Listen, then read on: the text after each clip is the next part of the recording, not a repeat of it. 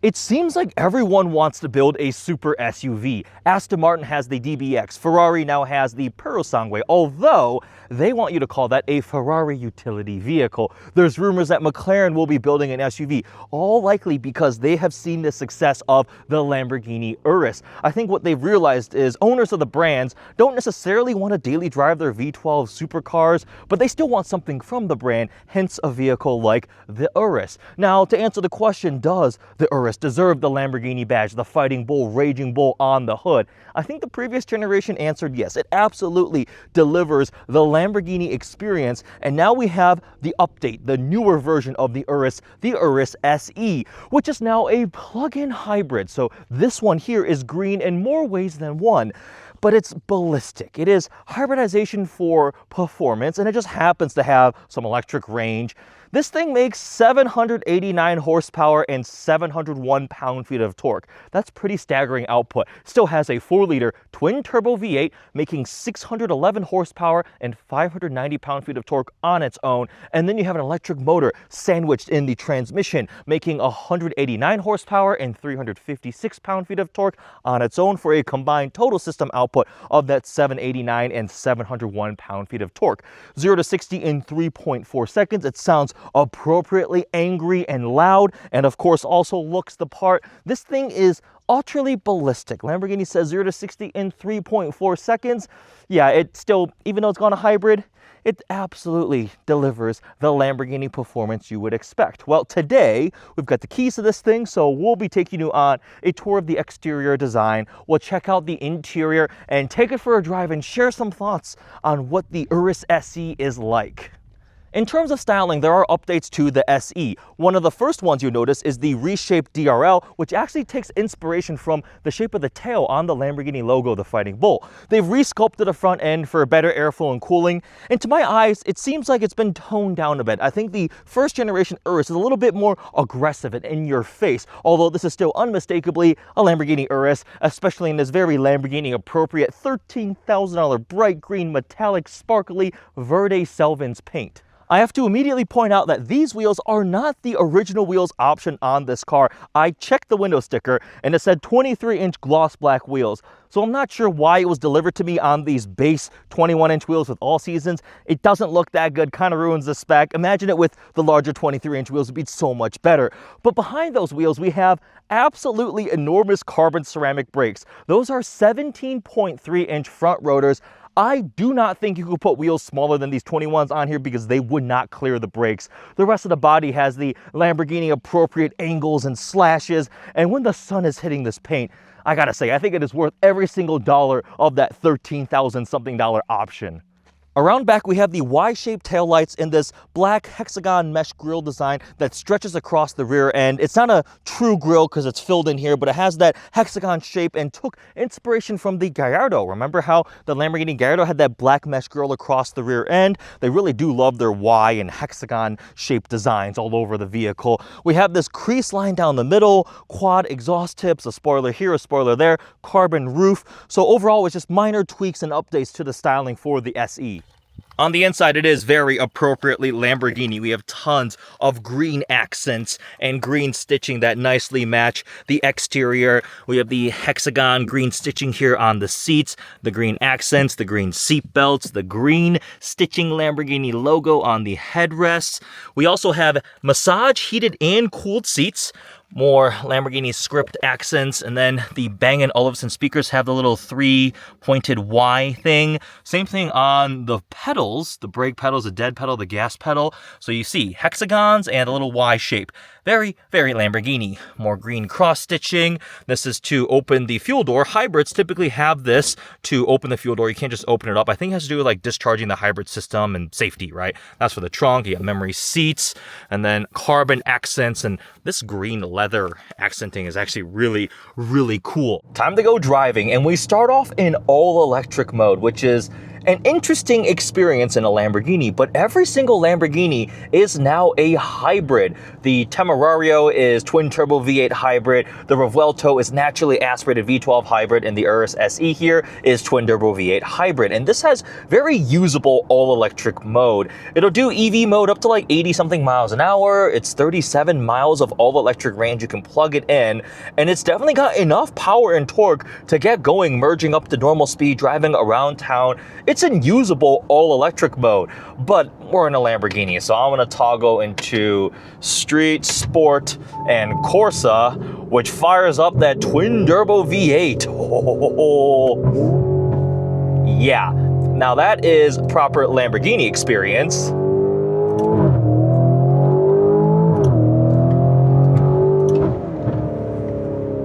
As is that.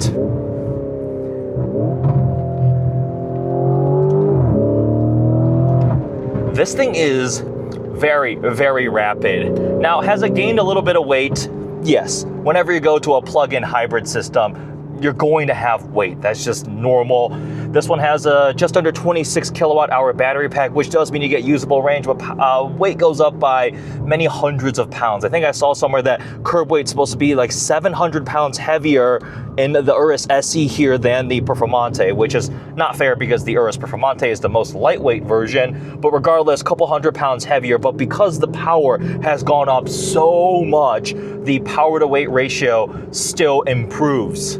And this thing has all the fancy techs and tricks to make sure it handles like a Lamborghini should. We have the anti-roll bar system, the 48 volt anti-roll, which tries to keep the body flat. We've got torque vectoring. It can distribute power between the front and rear, along with a diff out back, left and right. Of course, we've got those massive carbon ceramic brakes. They're enormous, 17.3 inch front rotors. Like, that's gotta be one of the largest carbon ceramic brakes out there. I think Lamborghini held the record when the Urus first came out with the biggest carbon ceramic brakes, but I think Porsche's been throwing big ones on there. Bugatti's got some pretty big ones. Regardless, they're absolutely enormous.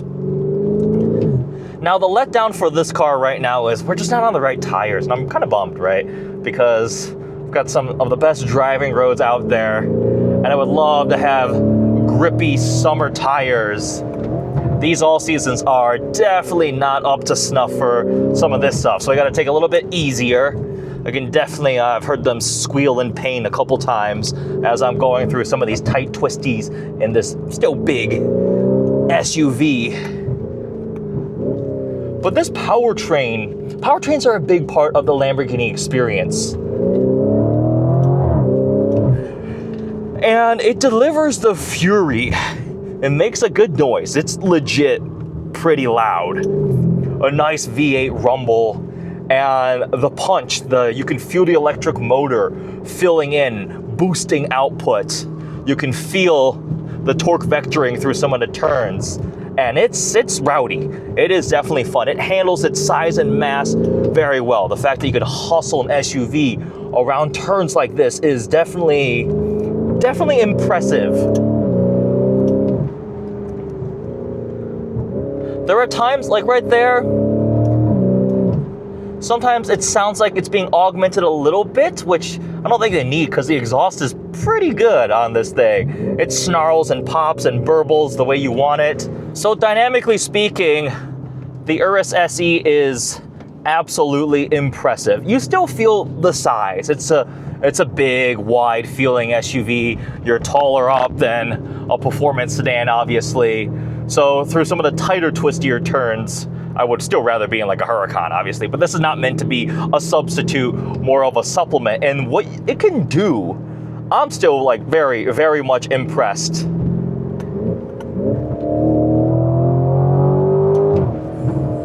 It is fast.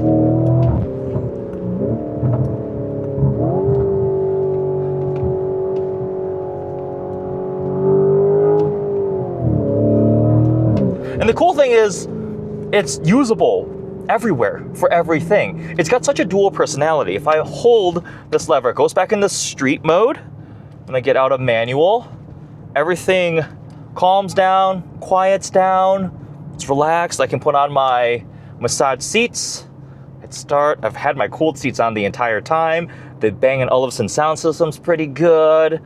It's quiet, composed. Honestly, now I could be in an SQ8, right? You still have a twin turbo V8. You can kind of hear it rumble away in the background. But I've used this thing in all electric mode. I left super early in the morning. It's 6 a.m. and I didn't want to wake everybody up. I wanted to be a friendly neighbor. And I left in electric mode, drove to another friend's house in electric mode, totally fine. Got stuck in traffic. We're in LA. There is traffic on the 405, the 101. And I'm just like, nah, that's fine. Side seats, listen to music or podcast. It is such a daily drivable, usable SUV. You live somewhere where it rains, it snows a bunch, you got mountains, all-wheel drive is going to be totally fine. You can put winter tires on this thing. And that's the appeal. That's the appeal of a car like this.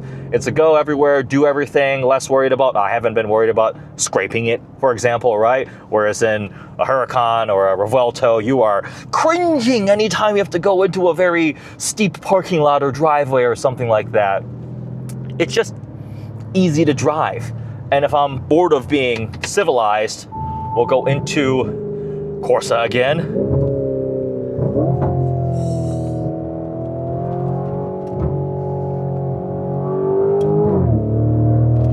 There's a lot of rocks on the road. I gotta be very careful after the storms. But I mean, yeah, there's the tires. You could get yourself into trouble with this thing without a doubt. I mean, it's nearly 800 horsepower. Let's talk about the value of the Urus SE. I always hesitate to say anything at this price point is a good value because we're in such a ridiculous upper stratosphere of the automotive landscape in terms of pricing. Typically, purchases of vehicles like this are not super like rational, spec-based, logical decisions. There's a lot of passion, enthusiasm, and you have to take into account status, the brand. But the Urus, if you look at the competitive set, the SE is now the only hybrid option, which is definitely interesting. You're going up against the DBX 707 or the new DBX S. You have Ferrari with the Purosangue, although that thing is a bit smaller, naturally aspirated V12. For some reason, to me, they don't seem to be as direct of a competitor because of just a different way of doing it. And also Ferrari loves saying it's the FUV, Ferrari utility vehicle. They love being different, right? Naturally aspirated V12 is fantastic. It would have been so cool if Lamborghini decided to do the same thing, put the Revuelto V12 in this thing. But I feel like the twin turbo power plant, plus now the hybrid, gives us such a much more usable envelope. You want low-end torque in an SUV. Not necessarily maybe for towing, but just for like around town driving. It makes it more civilized than a high-strung, high-revving thing in an SUV. Now, some of the competition probably also comes from within the family, right? You have the Bentley Bentayga if you want something more luxurious, and then Porsche with the Cayenne Turbo GT, or maybe the Turbo E Hybrid, whatever they're calling their version of this thing now. This is still going to be the most snarly, angry Lamborghini, of course. And like I said at the beginning, talking about value, it's not a super like rational, logic-based thing. So if you're comparing specs, somebody's going to comment, oh, a Tesla plant is faster or a Rivian quad motor is faster. Yeah, okay, I get it. But what I like to always say is microwave and cook a hamburger, but I want one that's grilled. It's faster in the microwave, but I do not want to eat that one. I don't care. That's not the point. So yeah, next 5M competition, yeah, we'll keep up with this thing or whatever. You can start listing all the different vehicles in a lower tier. They're not a Lamborghini. And yeah, status is absolutely a thing. Kind of like, why does somebody wear a Rolex when an Apple Watch can do the same thing, right? Sometimes you want to feel fancy in your Rolex, and there's nothing wrong with that. But I think the Urus SE absolutely delivers the Lamborghini experience that we expect. The theater, the details, the looks, the attention, and then the driving experience, the fury. And then now they've just made it even more civilized, and it's the Lamborghini fun that you can use every single day. I would daily drive one of these. I would love to be in a position to buy one for my wife for her to daily drive. So I told her, I was like, imagine your Macan, but like times 100 in every single way. She goes, oh, that sounds fun, right?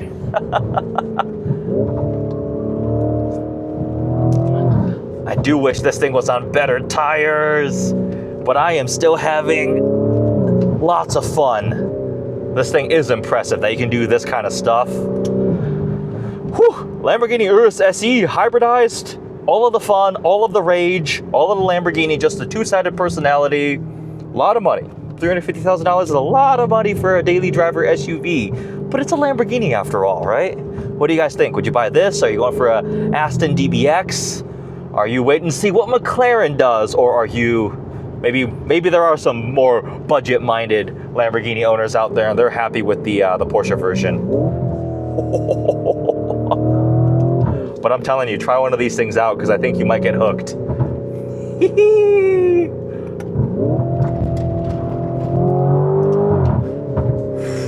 All right. Hope you guys enjoyed this review of the Lamborghini Urus SE. Thanks for watching.